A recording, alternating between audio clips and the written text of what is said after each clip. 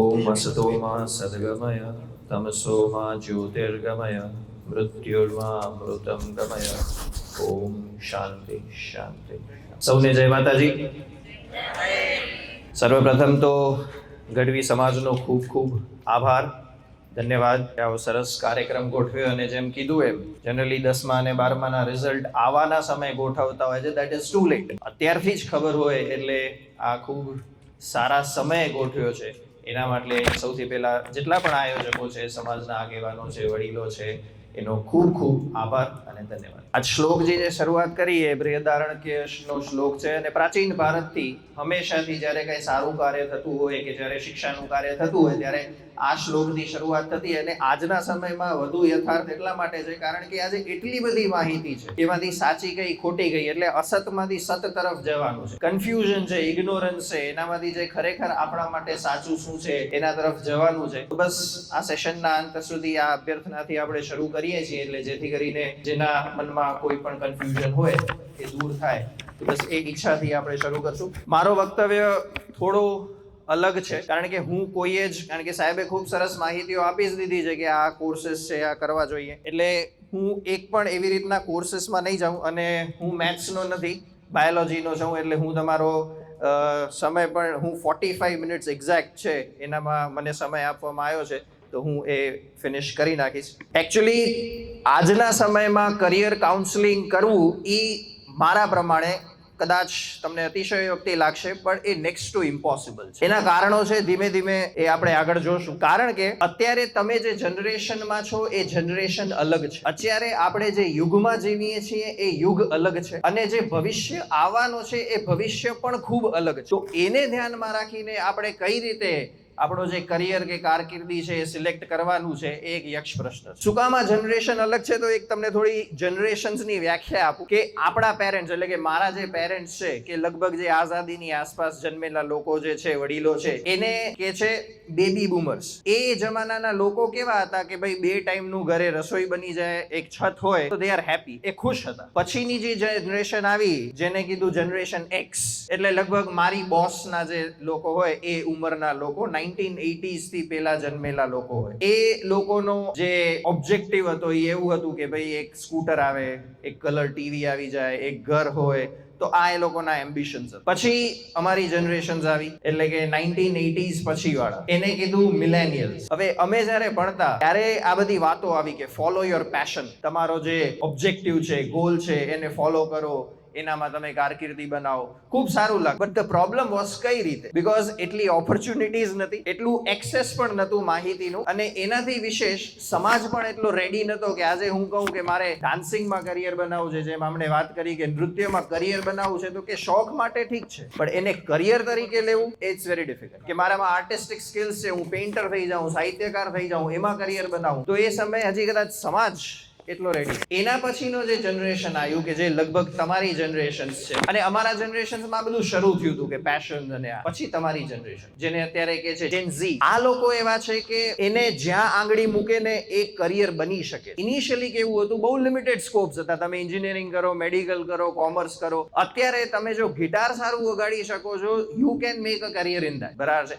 આ ઓપોર્ચ્યુનિટીઝ છે, પણ એની સાથે સાથે ચેલેન્જીસ પણ ઘણા બધા. બરાબર? તો આ છે. હવે કાઉન્સેલિંગ શું કામ અઘરી છે? કારણ કે ઘણા બધા રિપોર્ટ્સ એવું કે છે, ધ્યાનથી સાંભળજો, કે બાય 2035, એટલે આજથી લગભગ 10 વર્ષ રહીને, આ પણ હાયર સાઇડ છે, એનાથી વહેલું જ થઈ જશે, the industries that will give maximum employment, એટલે સૌથી વધુ રોજગારી આપનારી જે ઇન્ડસ્ટ્રીઝ છે, ધેટ ડોન્ટ એક્ઝિસ્ટ ટુડે, એ આજે એક્ઝિસ્ટ જ નથી કરતી. પાછું કહું છું કે 2035માં જે ઇન્ડસ્ટ્રી સૌથી વધુ નોકરીઓની તક આપશે એ આજે એક્ઝિસ્ટ જ નથી કરતી.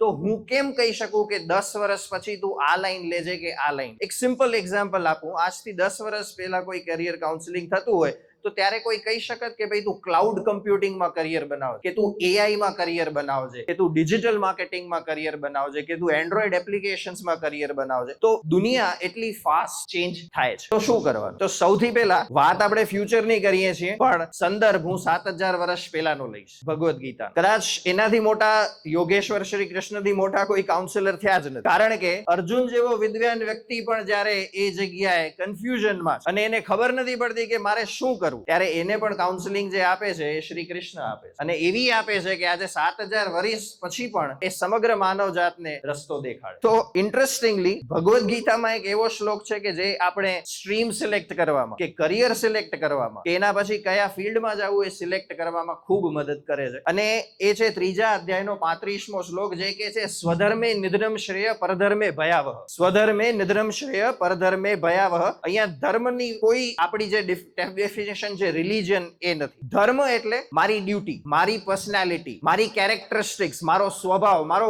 ધર્મ શું છે. સ્વધર્મે નિધનમ શ્રેય પરધર્મે ભયાવહ. કહેવાનો મતલબ કોઈ પણ લાઈન તમે સિલેક્ટ કરો, આગળ જે પણ સ્લાઇડ્સમાં જોઈ આ લાઈન ચાલે છે, આનો ફ્યુચર બહુ બ્રાઇટ છે, all sad and done, most important thing is તમે તમારા સ્વભાવને ઓળખો. સ્વધર્મે નિધનમ શ્રેય. મારી લાઇકિંગ્સ કેમાં છે, મારી સ્ટ્રેન્થ શું છે, મારી ઇનર કોલિંગ શું છે, એ જ વસ્તુ સૌથી પહેલા અને સૌથી વધુ મેટર કરશે. એટલે સ્વધર્મે નિધનમ શ્રેય પરધર્મે ભયાવહ. બીજી વસ્તુ અટ્રેક્ટિવ ખૂબ લાગશે પણ એમાં ભય છે, એમાં ડેન્જર છે. એક એક્ઝામ્પલ આપું, કારણ કે અમે લોકો યુથ સાથે જોડાયેલા છીએ, તો એક ટ્રેન્ડ જોવા મળે છે કે અત્યારે દરેકને સ્ટોક માર્કેટમાં જવું છે, because we all know fast money. તો કોઈને ઇન્વેસ્ટમેન્ટમાં જવું છે, કોઈને સ્ટોક બ્રોકિંગમાં જવું છે, પણ એ તમારો સ્વભાવ છે, એવો નેચર છે, ભય છે, એટ્રેક્ટિવ લાગે છે. કારણ કે જો તમે ઇન્વેસ્ટમેન્ટમાં જાઓ તો તમે રિસ્ક સહન કરવાની શક્તિ જો નેચર છે તમારો, તો ઇમ્પોર્ટન્ટ છે. યસ, તો તમે રિસ્ક છે, ઇન્વેસ્ટમેન્ટ કરશો, લોસ પણ જશે, પણ તમારો નેચર છે, ક્યાંક તમે ડિપ્રેશનમાં જતા રહેશો. સો એ ઇમ્પોર્ટન્ટ. ઘણા લોકો આજકાલ શાર્ક ટેન્ક્સ આવે છે તો કે હું એ સ્ટાર્ટઅપ કરું. સ્ટાર્ટઅપ અટ્રેક્ટિવ લાગે, પોતાનો બિઝનેસ હોય, કોઈ બોસ ન હોય, બટ શું તમારો નેચર છે, તમે રિસ્ક લઈ શકો છો, તમે ઇનોવેટિવ છો, તો એ તમને ઓળખવાની જરૂર છે. ઘણા લોકો એમ કે હું યુટ્યુબર થઈ જાઉં, કન્ટેન્ટ ક્રિએટર થઈ જાઉં, કારણ કે ફેમસ પણ થઈ જાઉં, યુટ્યુબ રૂપિયા આપે, ફરવાનું, but can you do that? તો તમારો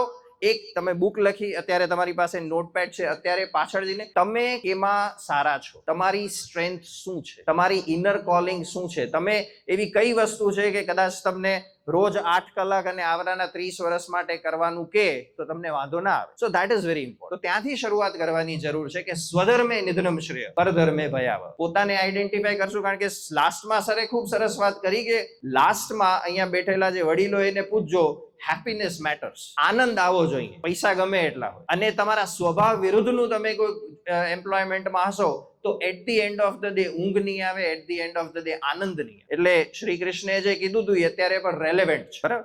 તો અહીંયાથી શરૂઆત કરીએ તો મેક અ લિસ્ટ કે તમારી સ્કિલ્સ શું છે, તમારી સ્ટ્રેન્થ શું છે. મને 45 મિનિટ્સનો સમય આપ્યો છે, એમાંથી લગભગ 7-8 મિનિટ જતી રહી છે. આપણે પ્રાચીન ભારતથી કરીને એઆઈ સુધીની એક યાત્રા 30 મિનિટ્સમાં કરશું. 10-15 મિનિટ જે આપણું હતું એના વિશે, એમાંથી શું શીખવા જેવું હતું અને બાકી જે અત્યારે શું કરી શકાય, that we will take. Angus medicine નામનો એક બહુ મોટો ઇકોનોમિસ્ટ છે, એને એક બુક બહાર પાડી. બુકનું નામ છે કોન્ટોર્સ ઓફ ધી વર્લ્ડ ઇકોનોમી, અને એનામાં એને એક બહુ, આપણે તો ખબર જ હતી, પણ એક વર્લ્ડને ખબર પડી કે 20મી સદી એટલે આજથી 2000 વર્ષ પહેલા સુધી વિશ્વમાં ભારતની જીડીપી નો કોન્ટ્રીબ્યુશન 33%. કહેવાનો મતલબ આખી દુનિયા જેટલું ઉત્પાદન કરતી હતી એમાં 33% માત્ર ભારતનો કોન્ટ્રીબ્યુશન હતો આજથી 2000 વર્ષ પહેલા. પછી આપણા ઉપર અટેક્સ થયા, ઇન્વેઝન થયા, આક્રાંતાઓ આવ્યા, બ્રિટિશર્સ આવ્યા ત્યાં સુધી, એટલે કે વાસ્કો ડી ગામા આવ્યો ત્યાં સુધી, એટલે કે 15th સેન્ચુરી સુધી પણ ભારતનું યોગદાન વર્લ્ડ ઇકોનોમીમાં 25%. વિચાર કરજો, આખો વિશ્વ એક તરફ, ભારત 25%માં એક તરફ. આપણે જનરલી બોલતા હોઈએ છીએ ને ભારત સોને કી ચિડિયા, પણ એનો પ્રૂફ શું? સોને કી ચિડિયા એટલા માટે કહેતા હતા કે માત્ર 15th સેન્ચુરી એટલે 600 વર્ષ પહેલા સુધી જીડીપી નો 25% કોન્ટ્રીબ્યુશન આપણું હતું. 1947 માં જ્યારે આપણે આઝાદ થયા, ધીસ નંબર કેમ ટુ 2.8%, 2.8% ઉપર આવી ગયા. આપણે સોને કી ચિડિયા શું કામ હતા? કારણ કે આપણે વિશ્વ ગુરુ હતા. અને આપણે વિશ્વ ગુરુ શું કામ હતા? કારણ કે આપણી એજ્યુકેશન સિસ્ટમ એટલી સ્ટ્રોંગ હતી. એટલે અગેન આપણે જ્યારે અત્યારે 2047 ની વાત કરીએ છીએ, બરાબર, અમૃત મહોત્સવ, કે ત્યારે આપણે વિકસિત થઈ જાશું, તો એ વિકસિત કોણ કરશે? વિકસિત તમે કરશો. અને એ કેમ કરશો? તો એ વિશ્વગુરુ થવા માટે પાછું જે આપણા એજ્યુકેશન સિસ્ટમમાં જે હતું એ લઈ આવવું પડશે, એ ડેવલપ કરવું પડશે. તો શું કરવું પડશે? સો ધેટ ઇઝ ધેર અત્યારની શિક્ષણ વ્યવસ્થામાં. કોઈ કહે છે આપણે બધા એમાંથી જ પસાર થયા છીએ અને આટલું સારું કરીએ છીએ, આપણે દરેક ફિલ્ડમાં આગળ જ છીએ ઇન્ડિયામાં અને બારે. But that is not because of our education system, it is in spite of our education system we are doing so well. જો આપણી આદર્શ જે ગુરુકુલ પરંપરા કે એજ્યુકેશન સિસ્ટમ હોય તો આપણે ક્યાં હોય. પણ અત્યારે કોઈ કહેશે એક બે પોઈન્ટ્સ કે એજ્યુકેશન શિક્ષણ વ્યવસ્થામાં હું એની સાથે જોડાયેલો છું અને એમાં છે પ્રોબ્લેમ્સ. યસ મેમ, થિયરેટિકલ વધારે છે. ઓકે, બીજા એકાદ બે પોઈન્ટ્સ કોઈ કહેશે? આપણે વિશ્વગુરુ હતા એટલે ઓબ્વિયસલી પેલા તો આ પરિસ્થિતિ નથી. અંગ્રેજો આવ્યા ને એને બહુ રેઇન ગો હવે આપણે એ ભણવામાં આવે. આપણે જેમ કે આવરે વરસાદ, રેઇન ગો હવે નહીં. ઓકે, તો અંગ્રેજોએ આખી સિસ્ટમ ચેન્જ કરી. આપણે જે બધા સિસ્ટમમાં ભણીએ છીએ ને એને કહેવાય છે મેકોલેઝ એજ્યુકેશન સિસ્ટમ, મેકોલેની શિક્ષણ વ્યવસ્થા જેમાં આપણે ભણીએ. એ લોકોએ જે કર્યું ને, હું એમને દોષ નથી દેતો કારણ કે એ લોકોને રાજ કરવું, એ લોકોને ખબર હતી કે કેવા લોકો જોઈએ છીએ, એ પ્રમાણે આખી એજ્યુકેશન સિસ્ટમ એ લોકોએ ડેવલપ કરી. એ લોકોએ શું કર્યું, એ લોકોને કોણ જોતા હતા? એ લોકોને ક્લર્ક્સ જોતા હતા, ઇંગ્લિશ સ્પીકિંગ ક્લર્ક્સ. એ લોકોને બીજા કોણ જોતા હતા? સોલ્જર્સ, સૈનિક જે લડે એના વતી. આ લોકો માટે 3 સ્કિલ્સ ન હોવી જોઈએ. ધ્યાનથી સાંભળજો, આ માટે 3 સ્કિલ્સ ન હોવી જોઈએ. કઈ? ક્રિએટિવિટી, તમે સર્જનાત્મક ન હોવા જોઈએ, તમારામાં મૌલિકતા ન હોવી જોઈએ. કોઈ દી ક્લર્ક ને આપણે કહીએ ક્રિએટિવ, બરાબર છે, કવિતા તારે નથી લખવાની, તારે ઓર્ડર ફોલો કરવા, બરાબર છે, તો ક્રિએટિવ ન હોવા જોઈએ. સેકન્ડ, ક્રિટિકલ થિંકર્સ ન હોવા જોઈએ, પોતાની રીતે પોતાનું કંઈક આગવું વિચારે એવા ન હોવા જોઈએ, કારણ કે ક્લર્ક્સ અને સોલ્જર્સ બંનેને ઓર્ડર્સ લેવાના છે, પોતાનું મગજ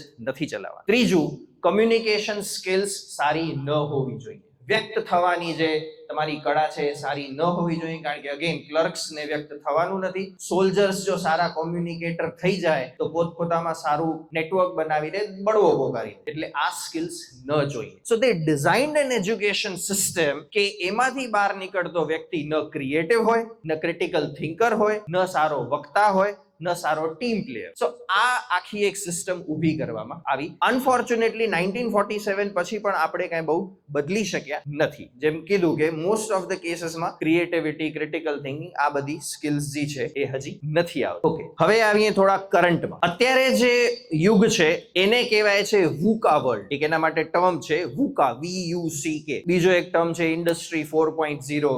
સિમ્પલ ભાષામાં કહું તો વી એટલે કે વોલેટાઇલિટી. વોલેટાઇલિટી એટલે આપણે કહીએ ને માર્કેટ બહુ વોલેટાઇલ છે, ખબર નહીં પડે શું થઈ જશે બીજી ઘડીએ. તો એવી જ રીતે અત્યારે જે તમે માર્કેટમાં જાશો ભણીને એ વોલેટાઇલ છે. You don't know what is going to happen. You is unexpected, તમે એક્સપેક્ટ કરશો એવું નહીં થાય, બરાબર. સી ઇઝ કોમ્પ્લેક્સ, બહુ કોમ્પ્લિકેટેડ છે. જેમ કે પેલાના જમાનામાં બિઝનેસીસ કેવા હતા? અહીંયા ઉત્પાદન થાય, પછી મેન્યુફેક્ચરિંગ થાય, પછી ડિસ્ટ્રીબ્યુટર કને જાય, પછી હોલસેલર કને જાય, પછી રિટેલર કને. This are the simple model. હવે હું એક તમને પ્રશ્ન પૂછું, આપણે બધા જ વોટ્સએપ યુઝ કરીએ છીએ. યસ, વોટ્સએપ વગર આપણે કોઈને ચાલતું નથી. Does WhatsApp charge you anything ever? એકે રૂપિયો લીધો ક્યારે વોટ્સએપે તમારા કનેથી? તો એ સેવા છે, સેવા કરે છે. એમાં તો કોઈ પોપઅપ એડ્સ નથી આવતી ને, કેમ તેમ કહ્યું કે એડ્સ થી કમાય. યસ, આપણે બધા જ ગૂગલ વાપરીએ છીએ, ગૂગલ મેઇલ વાપરીએ છીએ, ડ્રાઈવ વાપરીએ છીએ, ડોક્સ વાપરીએ છીએ, બધું જ ફ્રી છે. તો આ લોકોના બિઝનેસ મોડલ શું છે? તો એ કોમ્પ્લેક્સ છે. હવેના બિઝનેસીસ છે એ કોમ્પ્લેક્સ છે. એવું નથી કે અહીંયાથી લીધો ને અહીંયા વેચી નાખ. અને ચોથું જે છે એ ઇઝ એમ્બિગ્યુઅસ. એટલે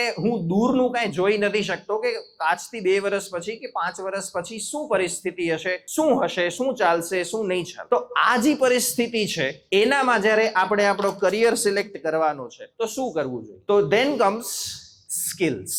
બરાબર છે. હવે સૌથી વધુ ઇમ્પોર્ટન્ટ એસ્પેક્ટ આવે છે કે તો પછી તમારે તમારા સ્કિલ્સ ઉપર ફોકસ કરવું પડશે, તમારા કૌશલ ઉપર તમને ફોકસ કરવું પડશે, કારણ કે માત્ર degree will not help. AI જે છે, આર્ટિફિશિયલ ઇન્ટેલિજન્સ, તમે કદાચ અત્યારે બધા સાંભળતા જશો. એક એક્ઝામ્પલ આપું કે રફ આઈડિયા આવે કે ટેકનોલોજી કઈ તરફ જઈ રહી છે. ચેટ જીપીટી નું નામ સાંભળ્યું બધા? Yes, chat GPT latest version 4.0 ચાલે છે. જ્યારે એનું ટ્રાયલ ચાલતું હતું ત્યારે એને એક ટાસ્ક આપવામાં આવ્યો, એને કામ આપવામાં આવ્યું કે તારે એક આ પર્ટિક્યુલર વેબસાઇટમાં લોગિન કરવાનું. સિમ્પલ એક ટાસ્ક આપવામાં આવ્યું કે તારે આ એક વેબસાઇટમાં જવાનું. હવે તમે ખબર હશે, તમે કોઈક વેબસાઇટમાં એન્ટર થાવ ને તો પેલા કેપ્ચા આવે, 5-6 ડિજિટ આવે, એલ્ફાબેટ હોય, ન્યુમેરિક હોય. સિમ્પલ છે, તમને એ ટાઈપ કરો એટલે તમે લોગિન કરી શકો. ચેટ જીપીટી એ નથી કરી શકતો. સિમ્પલ છે, નથી કરી શકતો. એનો પર્પસ એ જ છે કે તમે રોબોટ નથી, ચેક કરવા માટે તમને એ 4-5 વસ્તુ ટાઈપ કરો એટલે તમે વેબસાઇટમાં જતા રહો. તો ચેટ જીપીટી એ નથી કરી શકતું, પણ એને કમાન્ડ આપવામાં આવ્યું હતું કે તારે આ વેબસાઇટમાં જવાનું છે. તો એને શું કર્યું, એક બીજી વેબસાઇટમાં ગયો જેનું નામ હતું ટાસ્ક રેબિટ. ત્યાં કેવા હોય, ત્યાં આઈટી ના એક્સપર્ટ્સ બેઠા હોય જે તમારા આઈટી ના કામ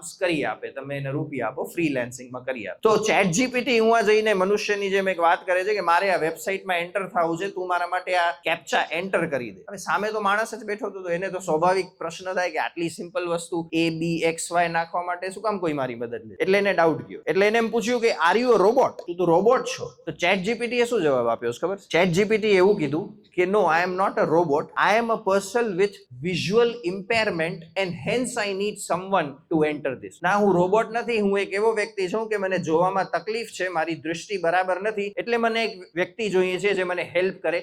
આ ચેટ જીપીટી. તો ટેકનોલોજી એ લેવલે જઈ રહી છે. તો એ સમયે ઘણી બધી જે સ્કિલ્સ છે એ ઓટોમેશનમાં આવી જશે. તો આપણે શું કરવું છે? તો 21st સેન્ચુરી સ્કિલ્સ જે છે એમાં ખાસ 4 સ્કિલ્સ કહેવામાં આવે છે. તો એ તમારે ગમે ત્યારે, તમે ગમે એ ફિલ્ડ લ્યો, ફિલ્ડની વાત તો સાહેબે કરી જ છે, બટ આ સ્કિલ્સ ઇમ્પોર્ટન્ટ છે. તમારે આ સ્કિલ્સ તમારી ડેવલપ કરવી પડશે. કોઈ પણ જગ્યાએ તમને રેલેવન્ટ રહેવું હશે તો, અધરવાઇઝ યુ કેનોટ સસ્ટેન. બરાબર છે? આ થોડું તમને નેગેટિવ મોટિવેશન જેવું લાગશે, પણ હું ફેક્ટ કહું છું, કારણ કે જે રીતે દુનિયા જઈ રહી છે એ આપણે સમજવું પડશે અને એ રીતે આપણે પોતાને અપડેટ કરવું પડશે. કારણ કે આઈ એઝ્યુમ કે જો 8મા ધોરણનો વ્યક્તિ છે એ કદાચ ગ્રેજ્યુએશન કરશે તો એટલીસ્ટ 7 years પછી માર્કેટમાં આવશે. 7 years એ આજના સમય માટે બહુ મોટો સમય, ઘણું બધું જ બદલી જશે. તો એટલા માટે તો ફર્સ્ટ જે તમારી સ્કિલ્સ તમારે ડેવલપ કરવાની છે ને એ છે creativity. First C is creativity, સર્જનાત્મકતા. મૌલિક તમે કેટલું વિચારી શકો છો તો તમે રેલેવન્ટ હશો. તમે પછી ગમે એ ફિલ્ડમાં, બરાબર છે, તમે મેડિકલમાં હો, તમે એન્જિનિયરિંગમાં હો, તમે ડિજિટલ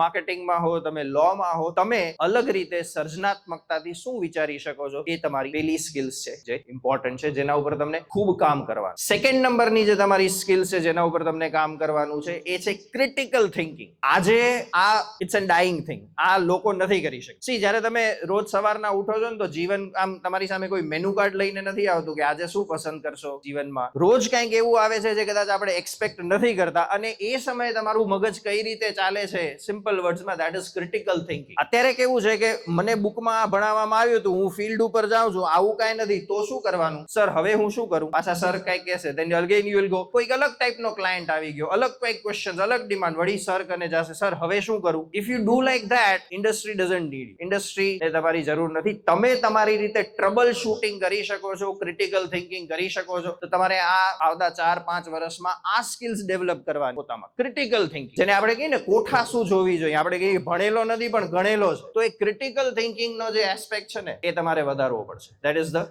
સેકન્ડ C.